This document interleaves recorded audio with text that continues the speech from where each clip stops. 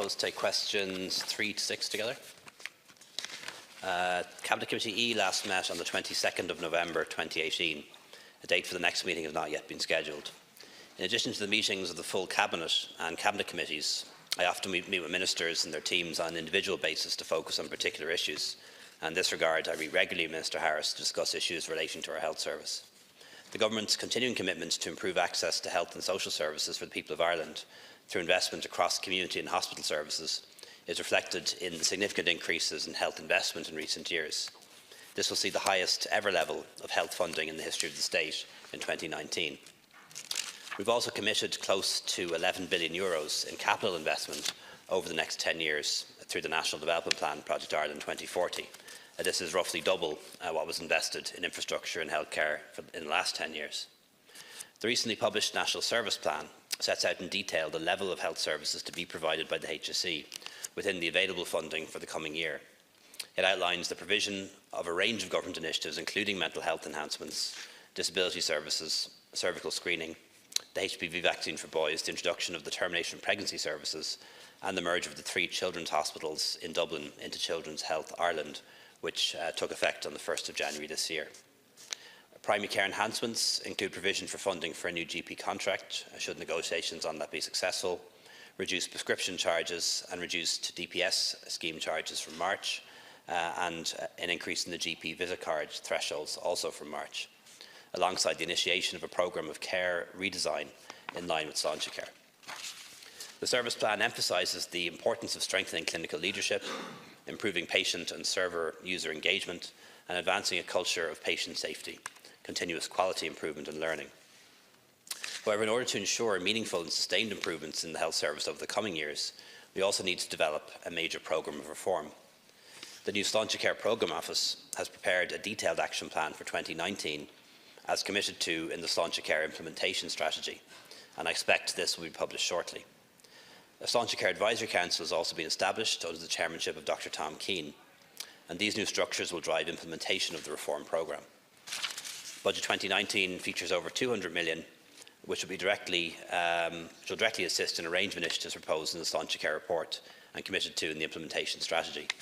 Work is also underway to establish a new HSE board to strengthen the management, governance and accountability of the HSE. Mr. Kieran Devan has been nominated as chairperson designate of the board. I find it absolutely extraordinary that if you listen to your answer on the health service, you would think everything is improving. We're facing into industrial action by nurses. Thousands and thousands of nurses from the INMO and the PNA are taking industrial action. Incredibly, your Cabinet Subcommittee on Health has not met since November, facing into industrial action by the nurses, but you seem intent, when you do comment on this, in trying to criticise the nurses for taking industrial action and failing to recognise that it's government policy that has produced this crisis and has forced nurses, unwillingly, but put them into a position where they feel they have to take industrial action. And you just continue to peddle myths that there's no retention problem for nurses. The truth, Taoiseach, it needs to be said. For every 4 vacancies for nursing, there's only 1 application. There are 5% net less nurses today working in the health service than there was in 2008, while the number of managers has increased by 40%. Nurses are earning €7,000 less at every point of their career than similar graduate professionals working in the health service, and you're touting pay increases which are actually restoration of cuts that you imposed and that you still have not fully restored 10 years after the austerity assault on public sector workers, including nurses, was launched. The fact that nurses are giving up 1.5 hours a week free in the health service, you're not acknowledging this. That the costs resulting from overcrowding, waiting lists, cancelled operations because we haven't enough nurses to actually staff the hospitals, none of these things acknowledged, and myths about the costs of what they are demanding, when in reality we're paying €2 million a week to agency nurses, we're paying overseas recruitment firms 10,000 per nurse recruited to foreign firms because you won't employ directly staff nurses, and all the costs of cancellations in the health service resulting from chronic staff shortages, which themselves result from our failure to recruit enough nurses, to retain those nurses, because you won't pay them properly. I mean, will you just face up to the reality of what's going on, talk to the nurses, listen to them, and actually concede to their very just and legitimate demands? Deputy Howlin. I want to return to the issue of the overrun and the cost for the National Children's Hospital that the Taoiseach answered in general terms earlier. Earlier he said that he thinks that the current estimate, that is on the 15th of January, is the same as it was before Christmas, although certainly in the last couple of weeks there's been further speculation that it has risen from the 1.4 billion, the staggering 1.4 billion that you indicated to the House before Christmas, to 1.7 billion, and even 1.7 billion mightn't be the height of the cost. Now, you talked about the 15 operating theatres and all the rest of it. We know what this really good hospital will comprise, but I have never seen in my political career any project so completely out of control in terms of cost, where even the expanded cost, which was originally 450 million, but more realistically 650 million, is now likely to be 3 times that. How can that be? How did that come about? What are the factors? And you indicated earlier that it was an issue of construction inflation. But sure, there's no construction inflation that triples the price. Otherwise, every single project under construction right now would be triple the price of the estimate. And that's not the case. What are the specific reasons? And why was it not drawn to people's attention before the end of last year in a very public fashion? And finally, you indicated that there will be 100 million of cuts required across the public sector capital programme this year, in 2019. You said 50 million of that will be in health. And you more or less said, well, that'll just be delaying projects. Now, there are lots of dialysis units, people urgently waiting to be constructed, facilities in hospitals up and down the country, where delays are really, really impactful. And the 50 million elsewhere, I mean, there's lots of school projects where 100 million is a really significant sum of money. So can you indicate exactly where that 100 million is to be found and give us some real explanation of how this particular project has completely gone off the rails in terms of cost oversight? Pearse Doherty.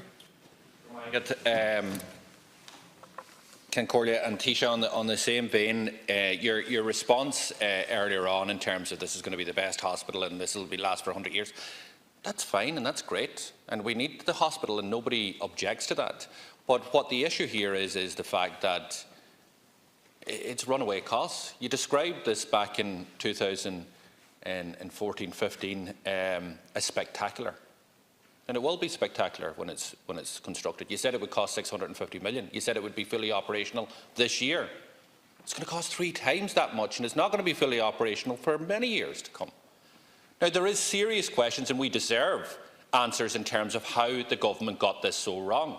You will criticise others and you throw away your cheap shots, but really, you were the Minister for Health. Your colleagues are the Minister for Health. You are the Taoiseach who told us that you were going to take a special role and special interest in relation to this. And every additional euro in terms of the additional cost that goes into building that hospital is taken away from other public services.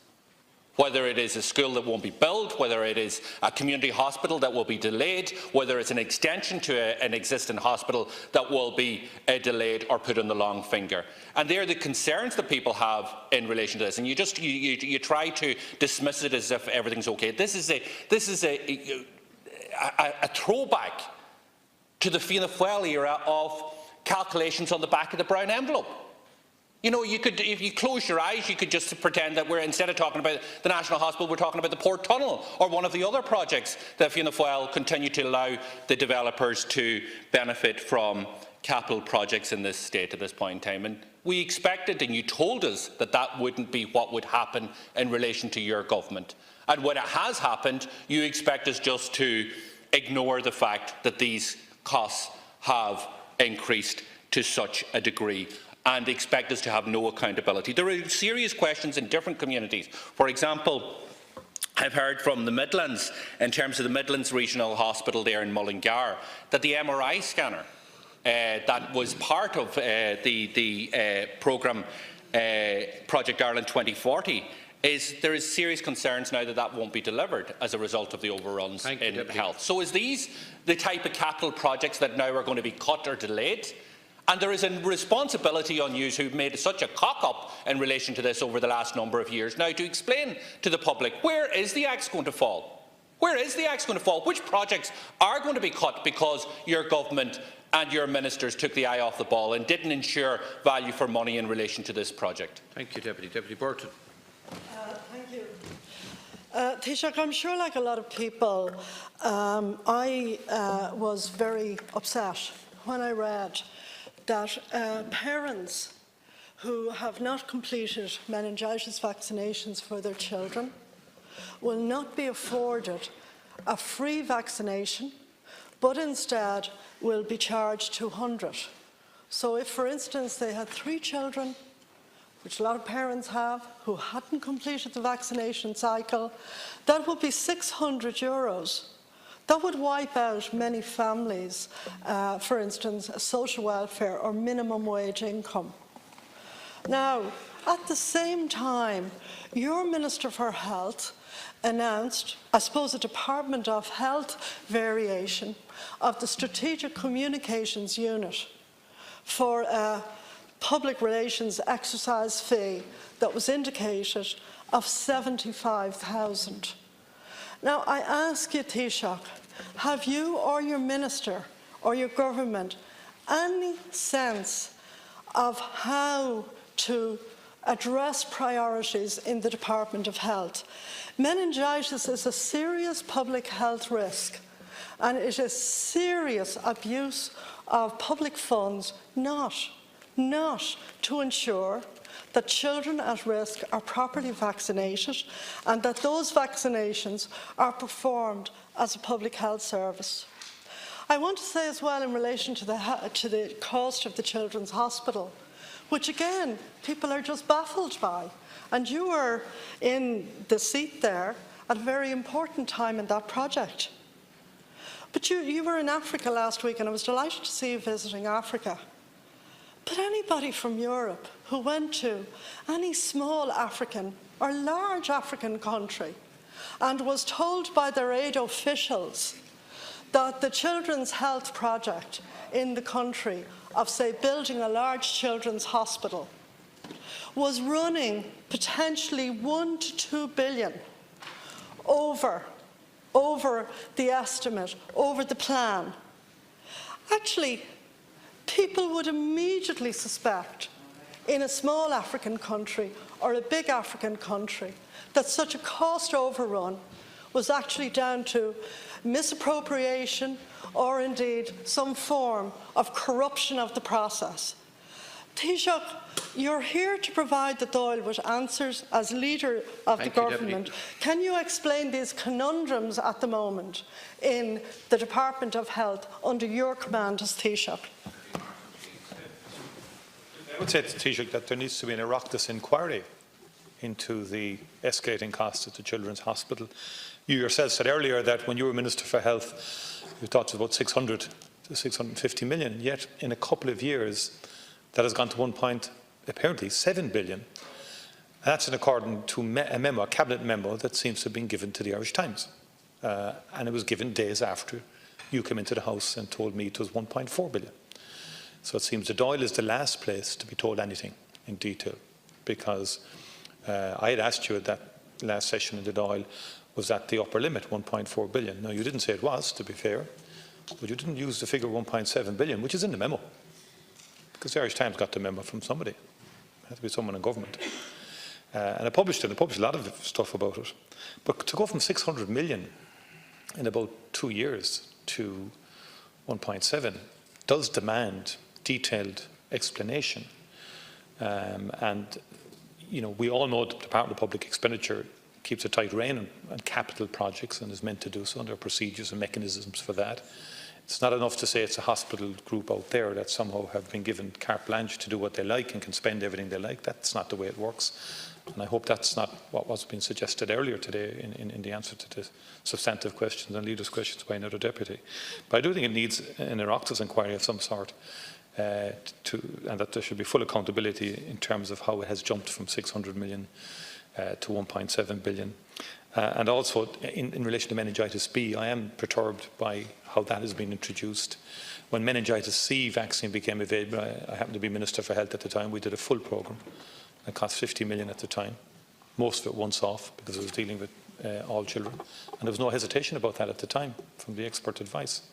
And finance accepted that at the time. On a public health grounds had to be done. The Men B vaccine wasn't ready at the time.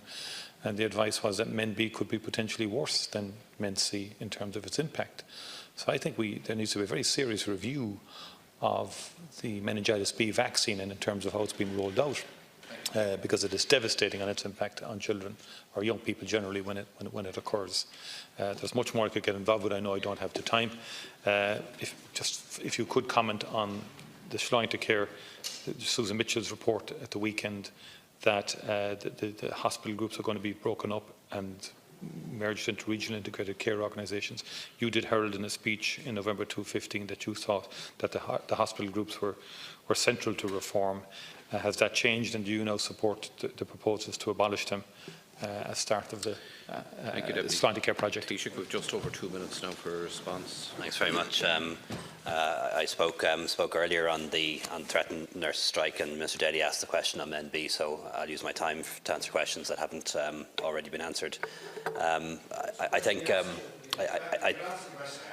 I think, Deputy, when you said that when you listened to me, you'd imagine that everything was absolutely fine in our health service, and I don't think that for a second. But when I listen to you, you would think that absolutely nothing at all is going right. So let me tell you about some of the things that are going right.